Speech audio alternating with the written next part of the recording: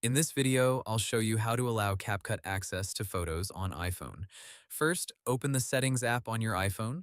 Scroll down through the list of apps until you find CapCut, then tap on it to open the app permissions.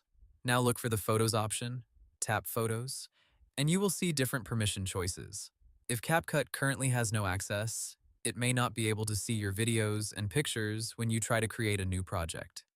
To give CapCut full access to your media, select Full Access or All Photos, depending on your iOS version. This allows CapCut to view and import photos and videos from your iPhone library. If you only want CapCut to access certain photos or videos, choose Limited Access. Then select the specific items you want CapCut to use. This is a good option if you want more privacy, but remember that CapCut will only see the media you selected. After changing the permission, close the Settings app and open CapCut again.